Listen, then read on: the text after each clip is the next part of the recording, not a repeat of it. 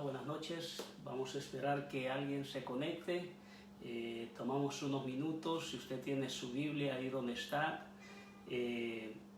la puede comenzar a abrir en el libro de los Hechos. Le damos bienvenida a la primera persona. Le quisiera dar un premio por ser la primera persona que se conectó, pero está muy lejos, no se lo puedo dar. Es un placer estar acá en esta noche con ustedes. Y por ahí dicen que el recordar es volver a vivir, ¿verdad? Uno se acuerda de las experiencias del pasado y eso le trae las memorias y uno se alegra muchas veces. No te voy a hablar de eso en esta noche, pero sí me alegro en este día porque justo con mi esposa cumplimos 10 años de casado en este día. Entonces a mi esposita, te amo, te quiero. Allá donde estás, sé que estás aquí escuchándome, te quiero, te amo.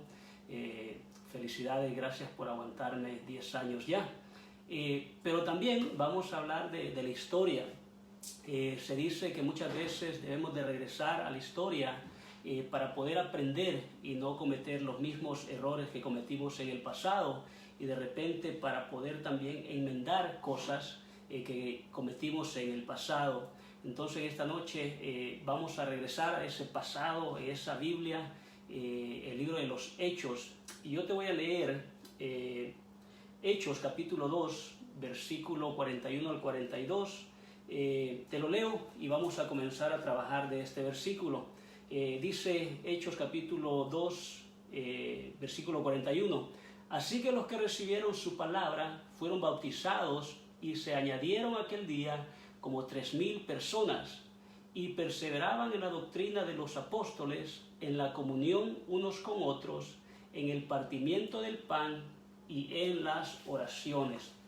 En esta noche pongámonos en manos de Dios para que sea Él guiando este mensaje, para que tú también abras tus oídos espirituales para poder recibir lo que Dios quiere poner en tu corazón en esta noche. Padre, yo te doy la gloria, la honra a ti, Señor. Gracias por dejarme, Señor, llevar tu palabra en esta noche. Padre, yo te pido que sea tu Espíritu Santo, Señor, en este lugar, que sea tu Espíritu Santo tocando a aquel que está escuchando este mensaje, Padre, el que lo hace en esta noche y el que lo va a hacer, Señor, en los días venideros. Nos ponemos en tus manos, Señor. Amén. Bueno, Hechos capítulo 2, versículo 41 y 42, habla de un cambio que surgió en la iglesia. Pero como usted se acuerda,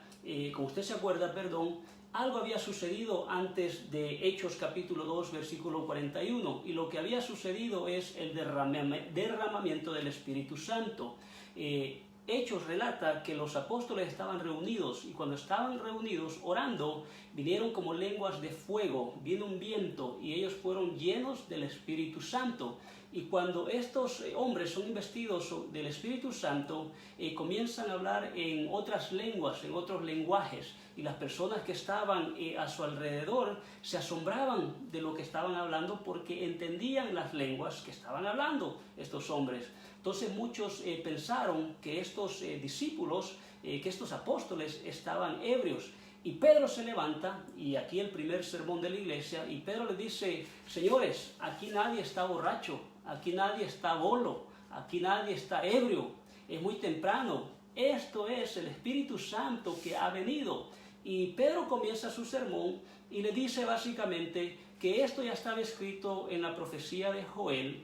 Le dice que el que está detrás de todo esto del Espíritu Santo es Jesús, y también le dice primordialmente que Jesús era el Mesías y que el pueblo judío había matado al Mesías. Luego hubo se entristeció o se puso triste el corazón de aquellos hombres que estaban escuchando y le preguntan a Pedro: hermanos, ¿qué haremos? Hay un arrepentimiento en ellos, y Pedro básicamente les dice en el versículo 38: arrepentidos y bautícese cada uno de vosotros en el nombre de Jesucristo para perdón de los pecados, y recibiréis el don del Espíritu Santo. Así que los que recibieron eso, los que se arrepintieron y aceptaron a Jesús como el Mesías, como el Salvador, se unieron al cuerpo de Dios, al cuerpo de la iglesia. Aquí hubo un cambio en estos hombres que escucharon. la manera de pensar de ellos cambió y por ende el estilo de vida de ellos cambió también. Ellos se dieron cuenta que podían llegar a Cristo sin condición, porque ellos eran aquellos hombres, aquellas mujeres que solamente adoraban a Dios de labios, pero su corazón estaba lejos de Dios, y así es como lo describe la Biblia. Entonces, esta nueva iglesia, o la iglesia que Jesús fundó, dice ahí donde leímos, Hechos capítulo 2, versículo 42, 4 características de esta iglesia, y de eso te quiero hablar. ¿Qué es lo que pasó con esta gente? 4 cosas que cambiaron ellos, y vamos a hablar de esas 4 cosas en las cuales esta iglesia perseveraba. ¿Por qué vamos a hablar de eso? Porque ese fue el nacimiento de la iglesia como la conocemos hoy, y por ende debemos de regresar a ese pasado y comparar y ver si es que nosotros en estos días, la iglesia de hoy, está viviendo de acuerdo a aquellas características de las cuales esta iglesia naciente tenía. Y lo primero que ellos tenían es, perseveraban en la doctrina de los apóstoles. Escuchó bien, perseveraban, o sea, no era fácil, pero ellos perseveraban en la doctrina de los apóstoles. Ellos ya no perseveraban en la religión judía, ellos ya no perseveraban en reglas humanas, ya no estaban amarrados a la ley judía. Ellos tuvieron un cambio de mente, un cambio de corazón, y ya no los unía la religión. Algo pasó en ellos. Y Pablo, cuando le escribe a los romanos, le escribe algo similar a la iglesia o los hermanos que estaban en Roma. Y Pablo le dice en Romanos 7, versículo 6, pero ahora estamos libres de la ley por haber muerto para aquella en que estábamos en pasado sujetos, de modo que sirvamos bajo el régimen nuevo del Espíritu y no bajo el régimen viejo de la letra. Pablo está diciendo, ya no estamos sirviendo al régimen ese de la ley judía, hoy estamos sirviendo bajo el régimen del Espíritu Santo, porque el pueblo judío se regía por esta serie de leyes, tradiciones, sistemas negativos. Ellos habían cambiado la ley judía, la habían codificado de diferentes maneras, al punto que se habían vuelto muy religiosos. Estaban llenos de no, esto no se debe de hacer, no puedes hacer esto, no puedes hacer aquello. Le decían a Jesús, Jesús, ¿por qué tus discípulos no ayudan? Jesús, ¿por qué tus discípulos hacen lo que es ilícito para ellos? Jesús, ¿por qué tú sanas en el día sábado? Era una serie de no, no, no. O sea, este pueblo judío amaba sus leyes, amaba sus tradiciones, amaba sus sistemas más que a la gente. Amaban la Biblia, pero desconocían al Dios de la Biblia. Amaban sus tradiciones, reglas, sistemas, pero no tenían una relación con ese Dios de la Biblia. No habían cambiado nada. Eran ciegos guiando a ciegos, sepulcros blanqueados, decía Jesucristo de ellos. ¿Qué podemos nosotros aprender entonces de esta iglesia naciente? Podemos aprender una serie de nos, y yo te las digo. No podemos seguir doctrinas impuestas por hombres. No importa si esa doctrina la dice el Papa, no importa si esa doctrina hecha por hombre lo dice el pastor, no importa si esa doctrina la dice el profeta, no importa si esa doctrina hecha por hombre la dice tu abuelita o mi abuelita. Si no está en la Biblia, no podemos seguir una doctrina que no es bíblica. No podemos agregarle a la Biblia doctrinas y pensamientos, lo que no está escrito en la Biblia. Es que muchas veces la gente, el hombre, la mujer, el humano, hace reglas para la iglesia que no están basadas en la Biblia. O sea, es que todos tienen que andar pelón o todos tienen que andar de pelo corto. Es que de todo debemos de comer taquitos, no se debe de comer pollo. Esos son como sectas. El pueblo de Dios es un pueblo diverso. Unos van a andar con pelo largo, otros van a andar con pelo pelón, unos van a comer taquitos, otros van a comer pupusas, porque el pueblo de Dios es muy diverso. No podemos tampoco empujar ninguna doctrina solo porque yo pienso que así debe de ser. Pero tampoco debemos de romper, separar el cuerpo de Cristo, el cuerpo de Dios por razones doctrinales. Y esto lo tocamos la vez pasada. Hay doctrinas que son fundamentales, doctrinas que todo el pueblo de Dios tiene que estar enganchado con esa doctrina. ¿Cuáles son estas doctrinas cardinales? Bueno, el creer que Jesús es Dios, el creer que Él murió por mí y que yo no tengo entrada al cielo a no ser que yo confiese a Jesucristo en mi corazón. ¿Qué es otra doctrina cardinal? Que si yo confieso mis pecados, si yo acepto a Jesús, Él va a perdonar mis pecados. De ahí para allá hay una serie de doctrinas que quizás no vamos todos a concordar con esta doctrina, porque todos hacemos teología. Todos leemos este libro, la Biblia, y teología es básicamente el estudio de la Biblia, el tratar de entender a Dios. Pero sabes que solamente el Espíritu Santo nos puede revelar aquellos pasajes oscuros de la Biblia, aquellos pasajes que son difíciles de entender. Pero mientras no tengamos esa revelación, no podemos estar nosotros haciendo una doctrina que no está basada en la Biblia. El pueblo, esta iglesia que comenzó en el libro de los Hechos, ellos perseveraban en la doctrina de los apóstoles, de aquellos que habían andado con Jesús, aquellos que Jesús les había enseñado.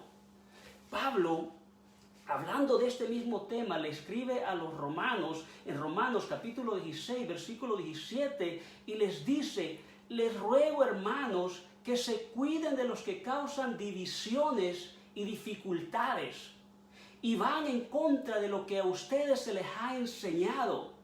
Apártense de ellos, dice Pablo. Tales individuos no sirven a Cristo nuestro Señor, sino a sus propios deseos, o sea, a sus propias doctrinas, a sus propios pensamientos. Y sigue Pablo y dice: con palabras suaves y lisonjeras engañan a los ingenuos. Es que, iglesia, hermano, tú amigo que nos ves, si la iglesia tiene doctrinas hechas por hombre, vamos a tener un producto carnal, un producto humano. Pero si seguimos doctrinas espirituales basadas en el corazón de Dios, vamos a tener a hombres y mujeres con el corazón de Dios. Porque muchas veces, sabes, que hacemos doctrinas para acomodar nuestro pensamiento, para quedar bien con la gente, para tolerar ciertas situaciones. Y no se trata de eso, no podemos hacer eso. La doctrina de Dios, la doctrina de la iglesia, la doctrina basada en la Biblia, no se acomoda a nadie. Tú y yo nos tenemos que acomodar a la Biblia. La Biblia no se debe acomodar a nosotros, no debemos manipular la Biblia para que nos caiga bien a nosotros. Nosotros tenemos que acomodar nuestro corazón, nuestra vida, a lo que ya está escrito acá en la palabra de Dios. Pablo le escribe a Timoteo lo siguiente, en 2 de Timoteo, capítulo 4, versículo 3, le dice: porque llegará el tiempo, Timoteo, en que no van a tolerar la sana doctrina, sino que llevados de sus propios deseos, se rodearán de maestros que les digan las novelerías que quieren oír, o sea, lo que ellos quieren escuchar. Dejarán de escuchar la verdad y se volverán a los mitos. ¿Qué son estos mitos? Son fábulas, son cosas huecas. Y la iglesia de Dios no puede estar fundada en mitos, no puede estar fundado en algo hueco. La iglesia de Dios tiene que estar fundada en la roca que es Cristo Jesús. La iglesia de Dios tiene que estar fundada en lo que dice acá en este libro, en la palabra de Dios. No debe de estar fundada en mitos. ¿Qué más podemos aprender de esa iglesia del libro de los Hechos? Debemos aprender que sí debemos de seguir doctrinas establecidas, basadas en la Biblia. Me guste o no me guste, yo debo de seguir lo que dice acá en la palabra de Dios. Yo debo de enseñar lo que dice este libro, la Biblia. Yo debo de enseñar y yo debo de decir que Jesús es Dios, le guste o no le guste. Yo tengo que enseñar que la salvación viene por fe, no por obras, le guste o no le guste. Sí debemos también de empujar la agenda de Dios. Me guste a mí o no me guste a mí, yo tengo que predicar el evangelio de Jesús para arrepentimiento. Aunque la gente no lo quiera aceptar, yo lo tengo que hacer porque esa es una doctrina o esa es una enseñanza muy íntima en la Biblia. Sí debemos de obedecer también en lo que dice la Biblia, aunque a ti no te guste, aunque a mí no me guste, porque no se trata de lo que yo quiera, se trata de lo que Dios quiere hacer en tu vida y en la mía.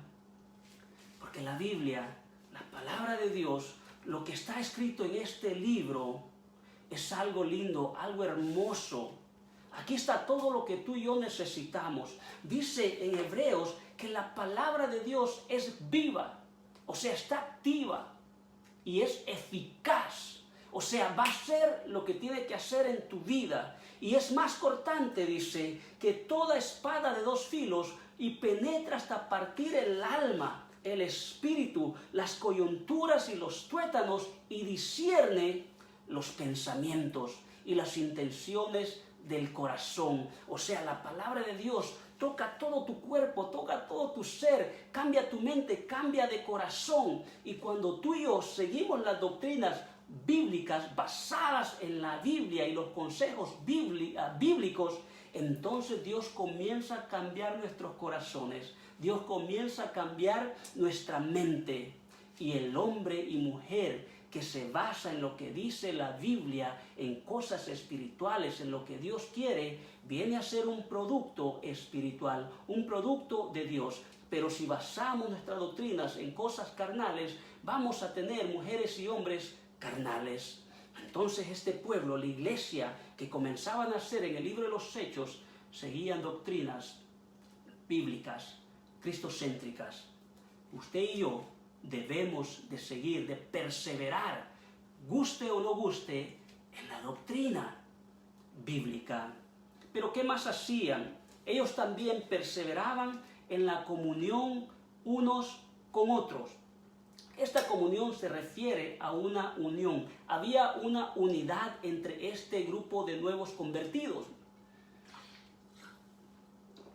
Y esta unidad que había en esta iglesia era algo muy íntimo que había en el corazón de Jesús. Jesús había dicho, cuando él estaba orando, antes de ascender, él oraba al Padre y Jesús dijo, para que todos sean uno, como tú, oh Padre, en mí y yo en ti, que también ellos sean uno en nosotros, para que el mundo crea que tú me enviaste. Cristo quería que la iglesia estuviera unida, pero la iglesia o la religión judía, estos no estaban así. La religión judía estaba dividida, estaba fragmentada. Los judíos habían intentado estar conectados por una religión, por un sistema que había fracasado, que había aislado a los más pobres, que había aislado a aquellos que estaban desamparados, había fragmentado toda la sociedad. Habían diferentes grupos, entre ellos los saduceos, los fariseos. Eso es lo que la religión había hecho.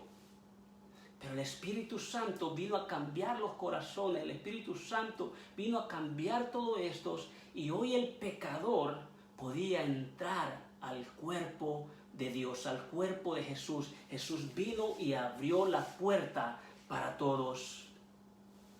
Este grupo de hombres y mujeres del libro de los Hechos ya no estaban conectados por religión, ya no estaban conectados por banderas, ya no estaban conectados por cuestiones de denominaciones.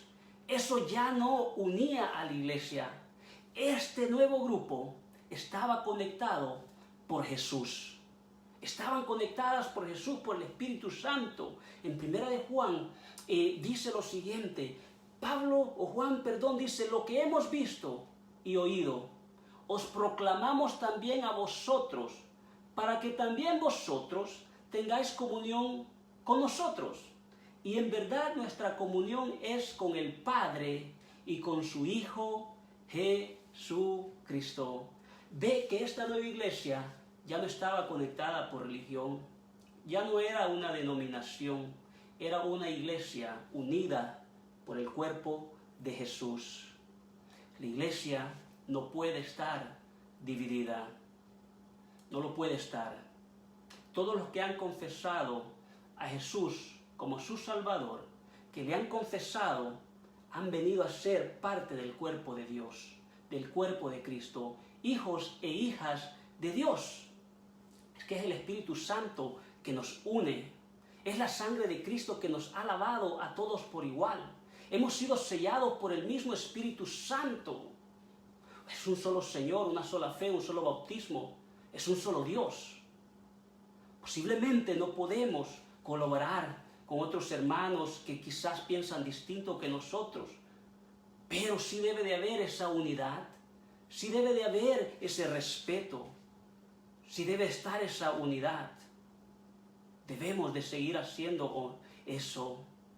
O sea, cada uno de los hermanos, de las hermanas, deben servir en sus iglesias locales, pero más primordial, deben de servir a la iglesia universal de Dios, porque solo hay una iglesia, una fe, un bautismo, un Señor, un Dios.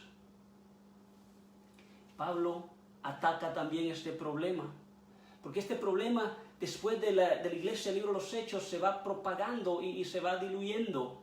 Y Pablo le escribe a los Corintios, o a la iglesia de Corinto, acerca de estas divisiones y acerca de predicadores que posiblemente se estaban sintiendo que eran más que los demás.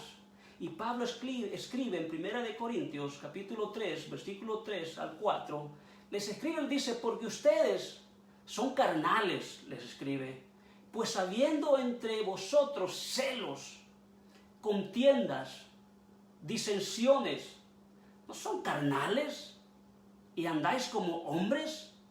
Porque diciendo el uno, yo ciertamente soy de Pablo, y el otro, yo soy de Apolo, ¿no son carnales? Le dice Pablo. ¿Qué pues es Pablo y qué es Apolos?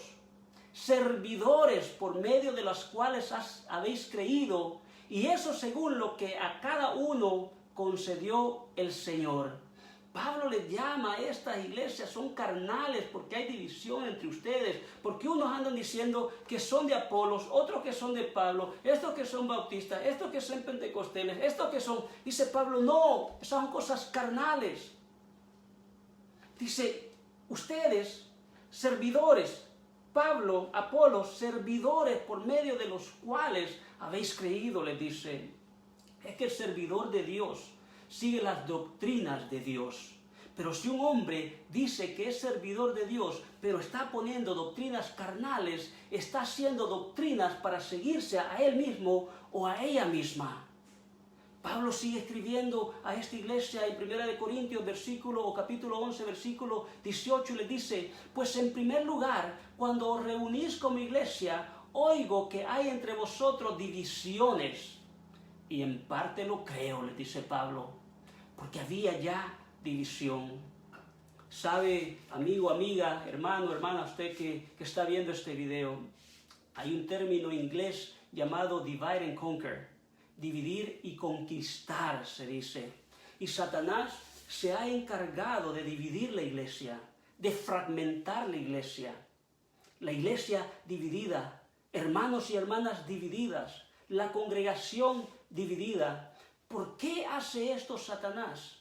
Porque una iglesia dividida es más fácil de conquistar. Y desafortunadamente muchos hermanos, muchas hermanas, muchas iglesias han caído en este error de división.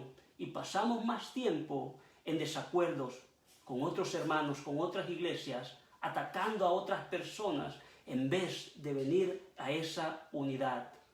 Sabes que en la parábola de la oveja perdida que se menciona en la Biblia, ahí se ilustra cómo el buen pastor va por la oveja perdida, va por esa oveja separada, por esa iglesia o esa oveja que está fragmentada, que se ha ido del cuerpo, porque el pastor sabe que una oveja separada, una oveja fragmentada, es una presa fácil. Pero el pastor deja las 99 juntas Porque ¿qué es lo que sabe el pastor? El pastor sabe que una iglesia unida, unas 99 ovejas juntas, causa mucho daño. Y por eso el pastor las deja solas. Pero el pastor tiene que ir por esa oveja que se ha fragmentado, que se ha ido, porque esa ovejita está en peligro. Ahora bien, muchas ovejas se van del rebaño y se van por diferentes razones, por diferentes motivos. Pero no se vale que una oveja se vaya porque hay división en tu iglesia. No se vale que una iglesia se vaya porque hay crítica en tu iglesia. No se vale que una oveja se vaya porque hay chisme en tu iglesia. No se vale. La iglesia debe de estar unida. Porque cuando hay unidad, el mundo se da cuenta que Jesús ha venido. Eso mismo dijo Jesús: cuando ellos estén unidos, el mundo se va a dar cuenta que tú me has enviado. Hermanos, hermanas, amigo, amiga, el mundo nos está viendo.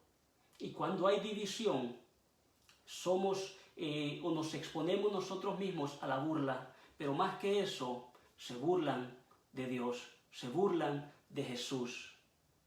Es tiempo de cambiar. Tú y yo debemos de cambiar.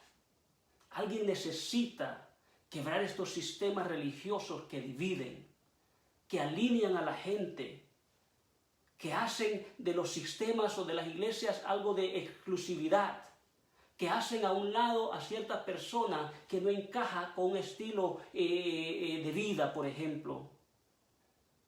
Sistemas que discriminan, porque el hermano o la hermana tienen que actuar de cierta manera, porque se discrimina porque tiene que vestir de esta cierta manera, porque tiene que verse de esta cierta manera, es que tiene que adorar de esta cierta manera.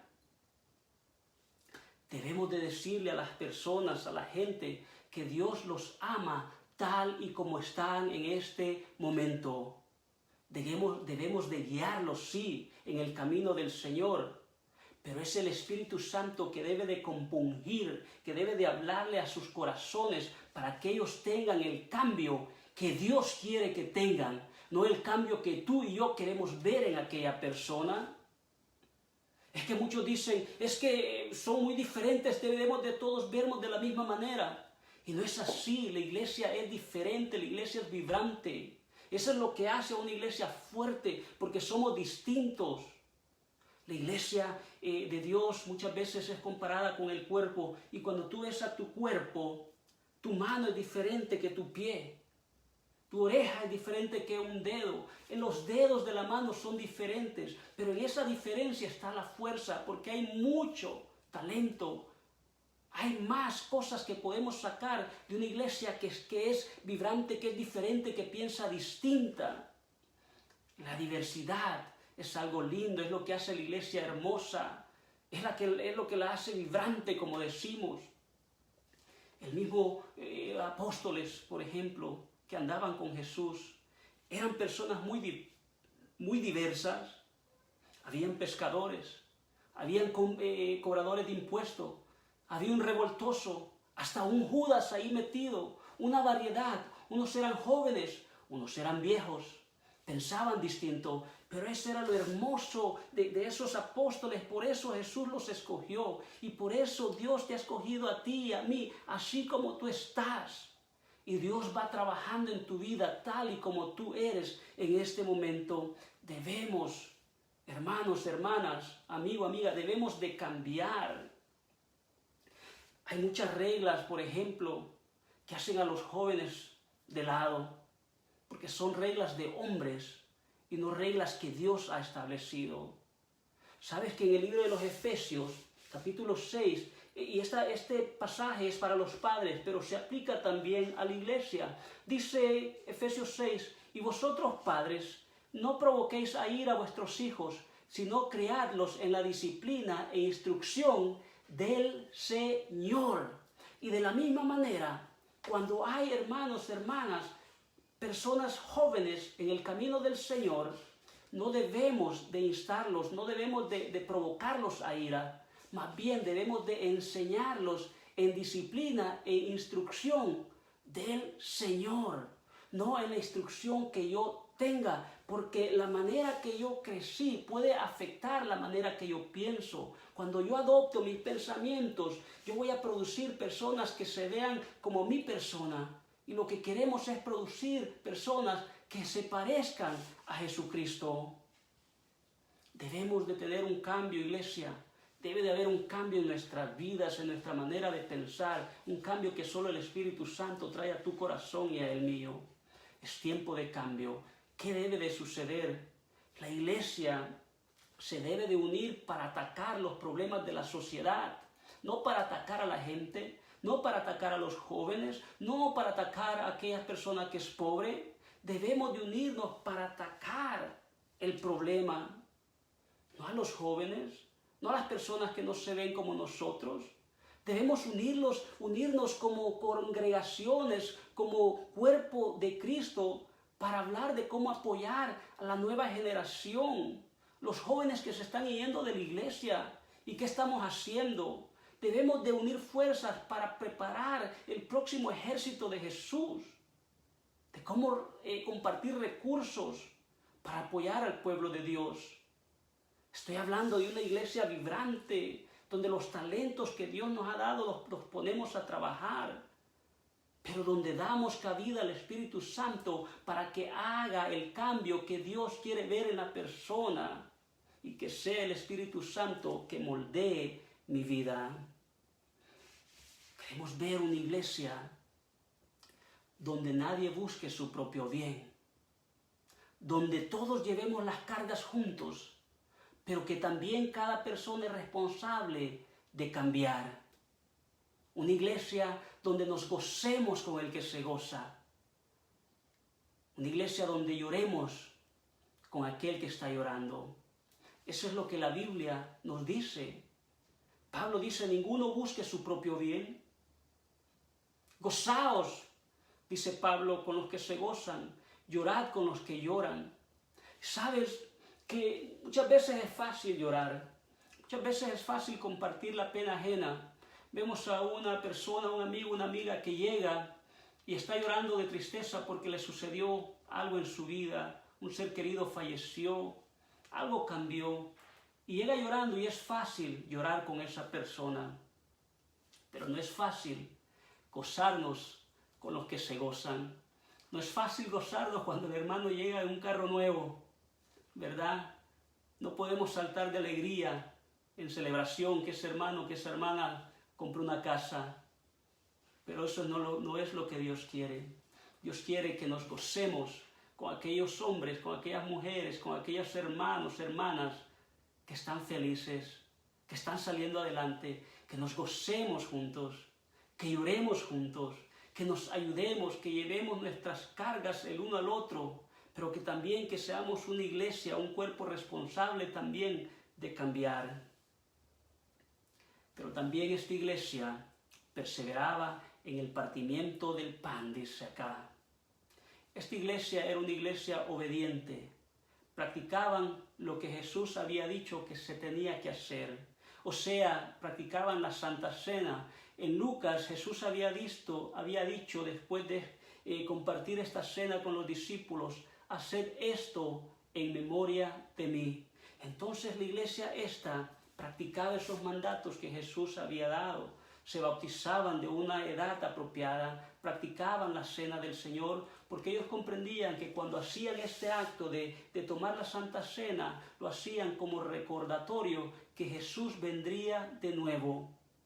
Y tú y yo lo podemos seguir haciendo en estos momentos. No nos estamos congregando en un edificio, pero la iglesia está en casa. Tú ahí puedes tomar la Santa Cena con tu familia, tú lo puedes hacer. De hecho, yo conozco familias que yo lo he visto que practican esto de la Santa Cena. Es una celebración donde decimos, esperamos que Cristo venga de nuevo. Podemos seguir haciendo esto, pero nuestras reuniones no deben de estar acompañadas de división, deben estar acompañadas de unidad. Una unidad en el Espíritu Santo, en el cuerpo universal de Cristo, recordándonos que Cristo viene, que el tiempo se acerca, que nuestro esposo vendrá por la novia, su iglesia, tú y yo. Y lo último que esta iglesia practicaba y que tú y yo también debemos de practicar es la oración. Dice el relato que esta iglesia perseveraba en oraciones, la iglesia primitiva en oración. Que sabes que Cristo lo hacía, Cristo se retiraba para ir a orar. Cuando el Espíritu Santo viene en el libro de los Hechos, la iglesia o el grupo de hermanos, de hermanas, está orando. Es más, en el libro de los Hechos, la iglesia se reunía siempre para estar orando. Cuando, si no me equivoco, los apóstoles, por ejemplo, tienen un problema con las viudas y hay un problema ahí, entonces los apóstoles escogen o le dicen a aquellos que están trabajando con las viudas que escojan a varones de buen testimonio, llenos del Espíritu Santo, para que se encarguen de cómo ayudarle a las viudas que habían quedado. Y los apóstoles dicen, para que nosotros persistamos en la oración. O sea, esta iglesia oraba mucho, y oraba porque ellos habían dejado todo, habían dejado aquella cultura judaica, lo habían dejado. La iglesia no era una iglesia materialmente rica, porque acuérdate que Jesús dijo que Él había venido a dar buenas nuevas a los pobres. A los pobres de corazón sí, a los pobres espiritualmente sí, pero también a aquellos que eran pobres físicamente hablando. Porque esta iglesia dependía del Señor, dependía de la oración. Esta iglesia no dependía de lo que ellos podían dar, dependían de lo que venía de Dios. Y sabes lo que pasa muchas veces, que mientras nuestra cuenta sube, mientras nuestros trabajos son mejores, mientras nos volvemos más ricos y autosuficientes, la relación con Dios disminuye, la relación con Dios va bajando y nos volvemos espiritualmente pobres. Muchas veces pensamos que porque tenemos riquezas, porque tenemos cosas naturales, carros, casas, un buen trabajo, mucho dinero en el banco, somos ricos. La iglesia de Laodicea, en el libro de Apocalipsis, Dios le habla a esta iglesia, Apocalipsis 3, versículo 17, y le dice Dios, porque tú dices, yo soy rico y me he enriquecido y de ninguna cosa tengo necesidad, y no sabes que tú eres un desventurado, miserable, pobre, ciego y desnudo. Palabras fuertes que Dios le da a esta iglesia porque se creía autosuficiente. Le dice que es una iglesia miserable, pobre, ciega, desnuda, ricos materialmente, pero pobres espiritualmente. Debemos de recordar, amigo, amiga, hermano, que la economía de Dios es distinta de la economía terrenal. Tu dinero, mi dinero, lo que tú puedas tener, nunca va a entrar al cielo cuando tú mueras. Pero sí puedes hacer mucho acá en la tierra, porque en la economía de Dios cuenta cuánto tú estás invirtiendo en las cosas espirituales y no cuánto estás invirtiendo en la bolsa de valores. Lo que cuenta es cómo tú estás invirtiendo lo que Dios ha dado a tu persona. Lo estás invirtiendo para expandir, para ensanchar el reino de Dios aquí en la tierra, para alcanzar a otros que necesitan escuchar de la palabra de Dios. ¿Estás alimentando al pobre? ¿Estás ayudando a tu hermano, a tu hermana que está en necesidad? Esa es la economía de Dios. Dios no ha pedido a nadie que sea rico. La iglesia no está hecha para que sea una iglesia rica, mas sin embargo, Dios no te detiene que tú tengas dinero, Dios no te detiene que tú tengas riqueza, Dios no está deteniendo eso.